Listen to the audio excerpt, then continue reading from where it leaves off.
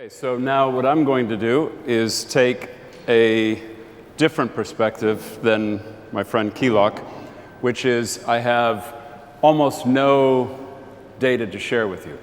But what I'm going to share with you is what it is that we're working on, why we're working on it, and why we think it's so important for Singapore. And we hope for other parts of the world. Okay?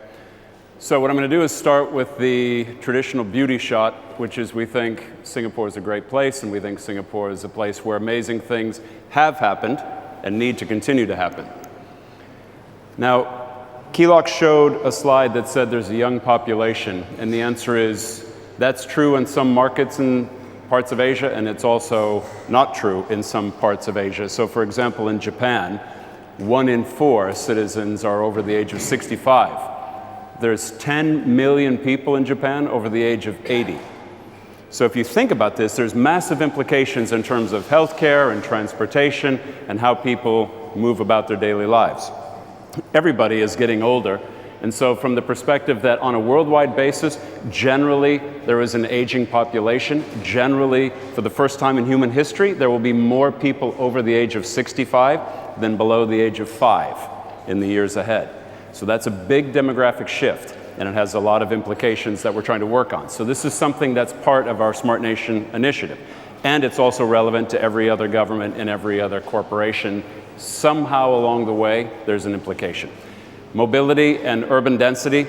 So again, Singapore is a densely populated country, 8,000 people per square kilometer, which is more than London. So you can say in parts of London there's a high level of density, but for Singapore that's the entire nation. It is a place where there is no outward area or no hinterland, so to speak. So the city is the city and that's the nation, and it's a densely populated place. Again, implications on housing and moving around. So these are two big trends that we're working on, and we know a lot of people are working on. That's why we believe there's a big market, a big opportunity. Big problems and big challenges mean big opportunities and big outcomes. That's what we're trying to work on. So when we think about it, here's a couple of data points just for you to compare. 80% in public housing. That's a really important number because when we think about the future of healthcare, if people live in an environment where there is some ability to standardize, some ability to harmonize, that allows us to move healthcare from the hospital to the home. So chronic conditions, diabetes, cardiovascular, these are things that afflict more and more people. And so having that healthcare paradigm outside the hospital becomes a very big opportunity for Singapore, and it does for other markets as well. So how do we think about some of these things? What are we trying to work on and why? And why is this relevant for you? Some of you already know this. I hope some of you will come to believe in it through the course of our discussion in the next few minutes. Here's what we're starting with. Everything has to be connected to everything. We're big believers that this idea of pervasive connectivity, and if I'll use the expression, perfected connectivity, so we want everything and everyone, everywhere, all the time.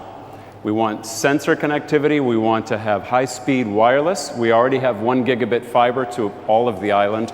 What we need to do is continue to improve wireless. And so the scenario when we think about this is how do we have a healthcare paradigm be possible with improved connectivity?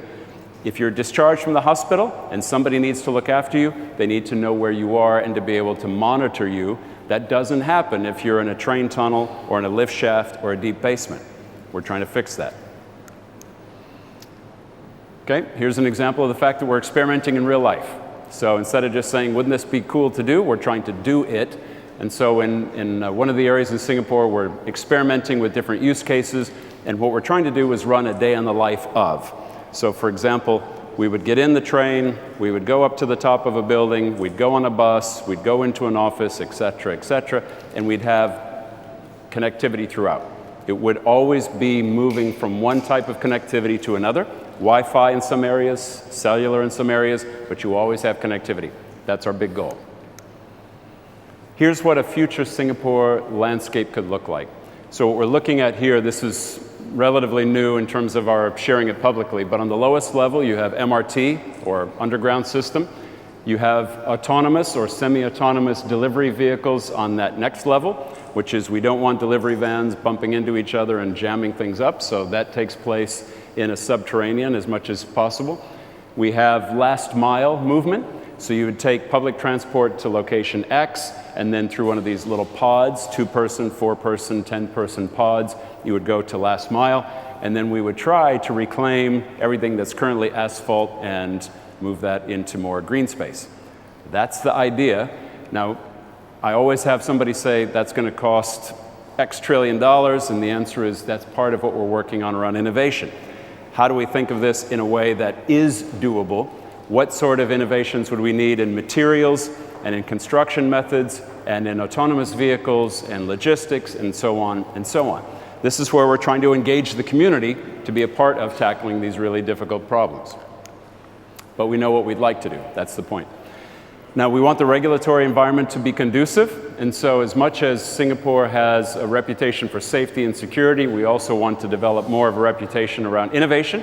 So the Monetary Authority in Singapore, which oversees all the banking industry, has set aside $225 million to encourage and invest in fintech. So this is a way of saying the regulator is not normally the organization that says, show me something new. They're normally the team that says, that sounds kind of risky.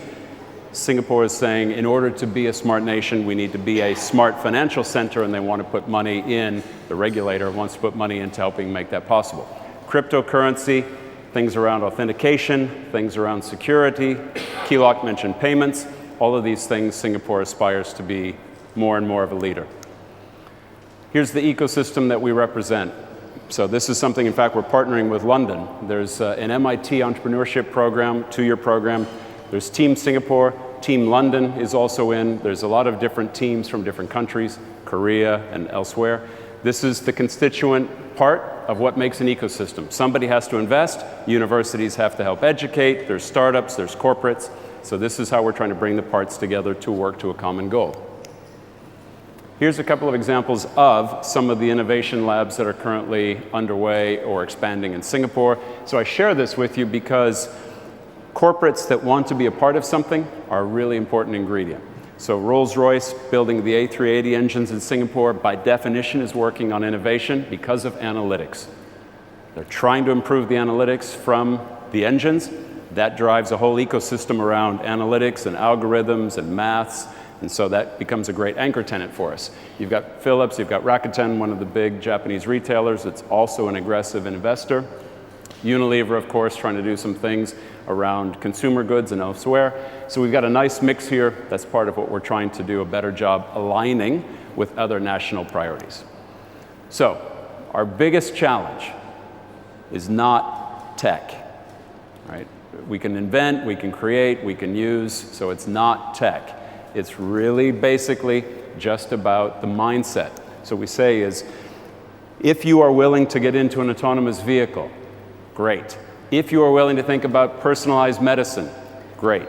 So when for example, I'm a big tech believer, I'm a tech optimist, which is, I would love to have personalized medicine for me. I'd love to put a chip in my wrist, I'd love to know what's happening in my blood, I'd love to be able to make better decisions. What else can we do? But as soon as we start talking about some of these things, inevitably somebody will say, once all the AVs have been proven and used and everybody's quite comfortable, then let's see how it works for us. What we're trying to be better at as Singapore is what can we do early on? So how can we think of these things as early adopters? Taking a risk, doing something new and different. Yes, it's not going to work out all the time. That's okay. That's what we're trying to be better at. And if we can be better at that, if we can be better at saying, let's try this, let's do something brave and bold, let's think about an autonomous vehicle infrastructure. Let's think about precision medicine. What role do the arts and the creative environments play in new and different ways of looking at problems? And if we start with, this is the problem, how do we work backward, versus here's the tech, who wants to use it? That's what we're trying to do. And it's that, backed by the Prime Minister of Singapore, which we're calling Smart Nation. Because smart cities like Amsterdam, Barcelona, Berlin are all doing cool things. But they're relatively more singular in nature, would be our view. We're trying to bring healthcare and transport together as an example. If you have an aged citizen living on his or her own and they need to get to a caregiver, how do we integrate knowing that through their healthcare and getting them to the hospital in an AV, as an example? So we can't think of these things in a singular way, we have to think about them as a system. That's what we're trying to aspire to as Singapore. And like to work with everybody. I think as Keelock highlighted, we want to work on these problems with everyone. Israel, UK, US, other parts of Asia. They're too big to work on by ourselves. That's what we're calling Smart Nation. Thanks.